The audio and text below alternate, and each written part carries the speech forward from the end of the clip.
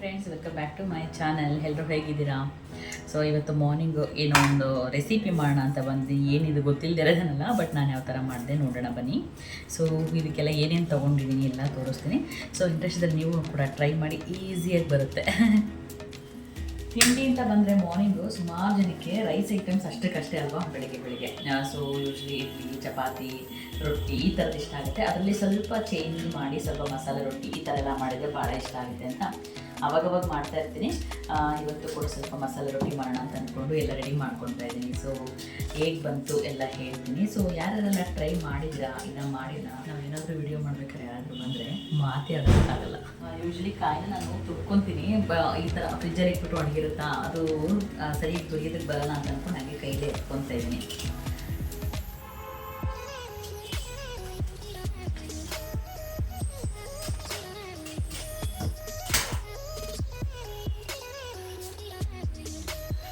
ನೋಡಿ, ಈಗ ನಾನು ಅಕ್ಕಿ ಹಿಟ್ಟು ತೊಗೊಂಡಿದ್ದೀನಿ. ಆಲ್ಮೋಸ್ಟ್ ಒಂದು 3 ಬೌಲ್ ಆಗೋಷ್ಟು ಅಕ್ಕಿ ಹಿಟ್ಟು ತೊಗೊಂಡಿದ್ದೀನಿ. ಸಬ್ಸಿಗೆ ಸೊಪ್ಪು, ಈರುಳ್ಳಿ ಚೆನ್ನಾಗಿ ಸಣ್ಣದಾಗಿ ಚಾಪ್ ಮಾಡ್ಕೊಂಡಿದ್ದೀನಿ. ಸ್ವಲ್ಪ ಬೀನ್ಸ್ ಕೂಡ ಸಣ್ಣದಾಗಿ ಚಾಪ್ ಮಾಡ್ಕೊಂಡಿದ್ದೀನಿ. ಕ್ಯಾರೆಟು, ಕೊತ್ತಂಬರಿ ಸೊಪ್ಪು, ಸಬ್ಸಿಗೆ ಸೊಪ್ಪು, ಆಮೇಲೆ ಕರಿಬೇವು ಸೊಪ್ಪು ಹಿಂಗೆ ಉದ್ದುದಕ್ಕೆ ಹಾಕ್ಕೊತಾ ಇದ್ದೀನಿ, ಅಂದರೆ ಬಾಯಿಗೆ ರುಚಿ ಚೆನ್ನಾಗಿ ಸೇರುತ್ತೆ ಅಂತ ಹೇಳ್ಬಿಟ್ಟು. ಸೊ ಇದ್ರೊಳಗೆಲ್ಲ ಹಾಕ್ಬಿಟ್ಟು ಮಿಕ್ಸ್ ಮಾಡೋಣ.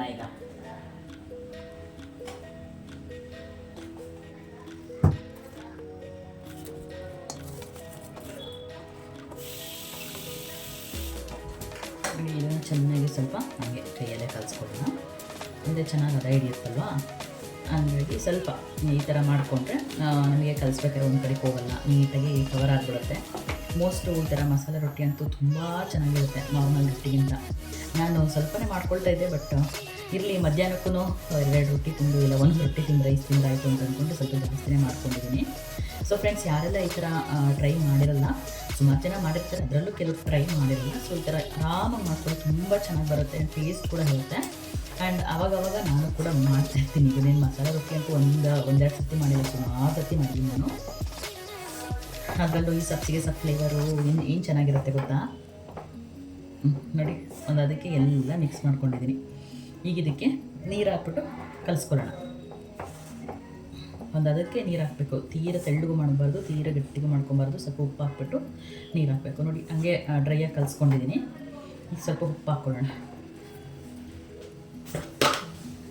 ಈಗ ನಾನು ರುಚಿಗೆ ಎಷ್ಟು ಅಂದಾಜು 1 ಸ್ಪೂನ್ ಹಾಕ್ಕೊಂಡಿದ್ದೀನಿ. ನಾನು ಇದಕ್ಕೆ ಮೆಣಸಿನ್ಕಾಯಿ ಆ್ಯಡ್ ಮಾಡಬೇಕಿತ್ತು, ಆ್ಯಡ್ ಮಾಡಿಲ್ಲ. ಯಾಕಂದರೆ ಪಾಪು ಇದ್ದಾನೆ, ಅವನು ಕೂಡ ತಿಂತಾ ಇರ್ತಾನಲ್ಲ, ಸುಮ್ಮನೆ ಯಾಕೆ ಬೇಕು, ಸುಮ್ಮನೆ ಖಾರ ಹಾಕ್ಬಿಟ್ರೆ ನೆಕ್ಸ್ಟ್ ಬುಕ್ ತಿನ್ನೋದೇ ಇಲ್ಲ ಅವನು. ಹಂಗಾಗಿ ನಾನು ಹಾಗೆ ಪ್ಲೈನಾಗೆ ಮಾಡ್ಕೊತಾ ಇದ್ದೀನಿ, ಖಾರ ಹಾಕ್ದಂಗೆ. ಸೊ ಫ್ರೆಂಡ್ಸ್, ಯಾರಿಗೆಲ್ಲ ಖಾರ ಬೇಕು, ಸ್ವಲ್ಪ ಚೆನ್ನಾಗಿ ಖಾರ ಹಾಕ್ಕೊಂಡ್ರೆ ತುಂಬ ಚೆನ್ನಾಗಿರುತ್ತೆ. ನಾನು ಕಡಲೆ ಬೀಜ ಚಟ್ನಿ ಮಾಡ್ತಾಯಿದ್ದೀನಿ. ಸೊ ನಮ್ಮನೇಲೂ ಖಾರ ಕಡಿಮೆ ಇರೋದ್ರಿಂದ ನಾವೇನು ಅಷ್ಟು ಖಾರ ಏನು ಯೂಸ್ ಮಾಡಲ್ಲ. ನೋಡಿ, ಇವಾಗ ನಾನು ನೀರನ್ನ ಆ್ಯಡ್ ಮಾಡ್ತಾ ಇದ್ದೀನಿ.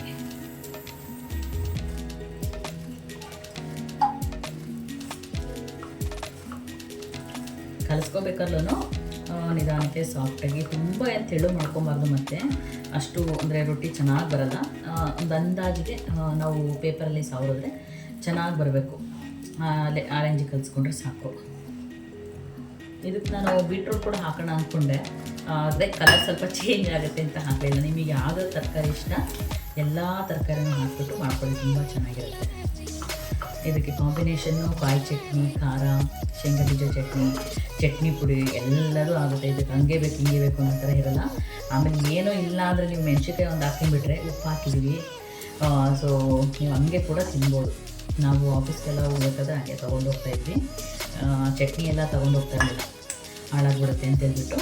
ಸೊ ಹಂಗೇ ಚೆನ್ನಾಗಿರುತ್ತೆ ಇದು. ಈರುಳ್ಳಿ ಚೆನ್ನಾಗಿ ಹಾಕಿದ್ದೀನಿ. ಸೊ ಫ್ರೆಂಡ್ಸ್, ನೋಡಿ, ನಾನು ಅದಕ್ಕೆ ಕಲಿಸ್ಕೊಂಡಿದ್ದೀನಿ. ಸೊ ನಿಮಗೆ ಒಂದು ಅಂದಾಜು ಗೊತ್ತಾಗುತ್ತೆ. ಸೊ ಫಸ್ಟ್ ಟೈಮ್ ಮಾಡೋರಿಗೆ ಗೊತ್ತಿಲ್ಲ ಅಂತ ತೋರಿಸ್ತಾ ಇಲ್ಲ, ಬಟ್ ಸುಮಾರು ಜನ ಮಾಡಿರಲ್ಲ ಯಾವ ಮೆಜರ್ಮೆಂಟಲ್ಲಿ, ತುಂಬ ಟೈಟಾಗಿ ಕಲಿಸ್ಕೊಂಡು ಅದು ಅಂದರೆ ತೊಟ್ಟ ಥರ ಇರುತ್ತೆ, ಅರಿಯೋ ಥರ. ಸೊ ಆ ಥರದ್ಕಿಂತ ಈ ಮೆಜರ್ಮೆಂಟಲ್ಲಿ ಕಲಿಸ್ಕೊಂಡ್ರೆ ಹಂಗೆ ನಾವು ಒಬ್ಬಟ್ಟು ಶೀಟಲ್ಲಿ ಹಾಕ್ಬಿಟ್ಟು ಸೀದಾ ಹಂಚಿನ ಹಾಕ್ಬೋದು. ಆ್ಯಂಡ್ ಇದನ್ನು ಒಂದು 10 ನಿಮಿಷ ರೆಸ್ಟಿಗೆ ಬಿಟ್ಬಿಡೋಣ. ಸ್ವಲ್ಪ ಅದು ಹಿಟ್ಟೆಲ್ಲ ಚೆನ್ನಾಗಿ ನೆನೆಯುತ್ತೆ. ಅಷ್ಟೊತ್ತಿಗೆ ನಾನು ಚಟ್ನಿನ ರುಬ್ಕೊಂಡ್ಬಿಡ್ತೀನಿ.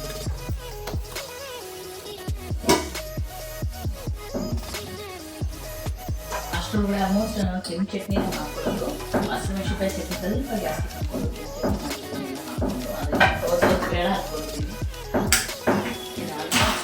ಹೆಚ್ಚಾಗಿದೆ. ಸ್ವಲ್ಪ ಒಂದು ಅಂದಾಜು ಒಂದೇ ಸಮಕ್ಕೆ ಒಂದು 4 ಉಂಡೆ ಮಾಡಿಕೊಂಡ್ರೆ ತೊಟ್ಟಬೇಕಾದ್ರೆ ಮತ್ತೆ ಗಲೀಜಾಗಲ್ಲ ಅಂತ ಉಂಡೆ ಮಾಡ್ಕೊತಾ ಇದ್ದೀನಿ. ಈಗ ಒಬ್ಬಟ್ಟು ಹಿಟ್ಟಲ್ಲಿ ಹಾಕಿ ತಟ್ತೀನಿ, ನೋಡೋಣ ಯಾವ ಥರ ಬರುತ್ತೆ ಅಂತ.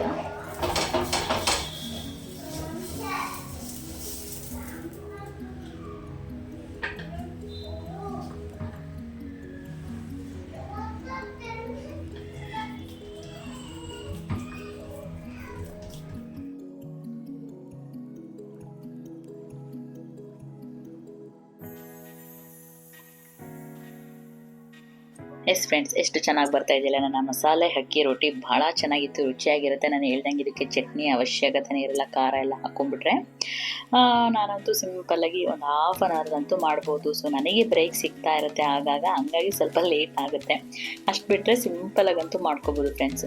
ಸೊ ಇದೆಲ್ಲ ಮಾಡಿ ನಾನು ಇನ್ನೇನು ಸ್ವಲ್ಪ ಕಿಚನ್ ಎಲ್ಲ ಕ್ಲೀನ್ ಮಾಡ್ಕೊಳ್ಳೋಣ ಅನ್ನೋಷ್ಟರಲ್ಲಿ ನನ್ನ ತಮ್ಮ ಫೋನ್ ಮಾಡಿದ್ದೆ, ಬರ್ತಾ ಇದ್ವಿ ಊರಿಗೆ ಹೋಗ್ತಾ ಅಂದಿವಿ ಅಂತೇಳ್ಬಿಟ್ಟು. ಎಷ್ಟು ಖುಷಿ ಆಯಿತು ಬಂದಿದ್ದು. ನಾನು ವಿಡಿಯೋ ಎಲ್ಲ ತೊಗೊಂಡಿದ್ದೀನಿ, ಸ್ಟೋರೇಜ್ ಫುಲ್ ಆಗಿಬಿಟ್ಟು ಸುಮಾರು ವಿಡಿಯೋಸು ಡಿಲೀಟ್ ಆಗೋಗ್ಬಿಟ್ಟಿದೆ. ಇವ್ರು ಬಂದಿದ್ದಷ್ಟೇ ಮತ್ತು ಹೋಗಿದ್ದಷ್ಟೇ ಇದೆ. ಇನ್ನು ಮಿಡಲ್ ನಾನು ಏನು ವಿಡಿಯೋಸ್ ಎಲ್ಲ ತೊಗೊಂಡಿದ್ದೀನಿ ಎಲ್ಲ ಡಿಲೀಟ್ ಆಗೋಗಿದೆ. ಸೊ ಇವರು ಬೇಗ ಬಂದುಬಿಟ್ಟು ಊಟ ಮಾಡ್ಕೊಂಡು ಹೊಟ್ಟೆ ಬಿಟ್ಟರು.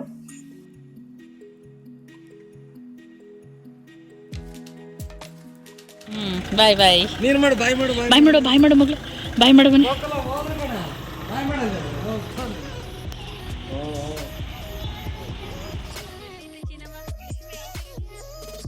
ಎಲ್ಲರನ್ನೂ ಕಳಿಸಿ ಒಳಗಡೆ ಬಂದರೆ ಗೊತ್ತಲ್ಲ, ಮಕ್ಕಳಿರೋ ಮನೆ ಆಟ ಸಾಮಾನು ಇಷ್ಟಿರುತ್ತೆ ಅಂತೇಳ್ಬಿಟ್ಟು ಎಲ್ಲ ತುಂಬೋದಕ್ಕೆ ಟಬ್ ಇಟ್ಕೊಂಡಿದ್ದೀನಿ. ಟಬ್ ಒಳಗಡೆ ಕೂರಿಸ್ಕೊಂಡಿದ್ದೇನೆ ನನ್ನ ಮಗಳನ್ನ. ಅವಳಿಗೆ ಎಲ್ಲ ಹೊಸ ಜಾಗ ಅಂತ ಅಂದ್ಕೊಂಡು ಫುಲ್ಲು ಖುಷಿ. ಸೊ ಇವತ್ತಿನ ವಿಡಿಯೋನ ನಾನು ಇಲ್ಲಿಗೆ ಎಂಡ್ ಮಾಡ್ತಾ ಮತ್ತೊಂದು ವಿಡಿಯೋದಲ್ಲಿ ಸಿಗ್ತೀನಿ. ಯಾರೆಲ್ಲ ನನ್ನ ವಿಡಿಯೋನ ಇಷ್ಟೋ ತನಕ ನೋಡಿದ್ರಿ, ನನ್ನ ಬ್ಲಾಗ್ನ, ಅವರಿಗೆಲ್ಲ ತುಂಬ ಥ್ಯಾಂಕ್ ಯು ಅಂತ ಹೇಳ್ತಾ, ಮುಂದಿನ ವಿಡಿಯೋಗಳಿಗೆ ನಿಮ್ಮ ಸಪೋರ್ಟು ತುಂಬ ಇಂಪಾರ್ಟೆಂಟ್ ಅಂತ ಮತ್ತೊಂದು ವಿಡಿಯೋ ಜೊತೆ ಸಿಗ್ತೀನಿ. Thanks a lot. Please keep supporting me.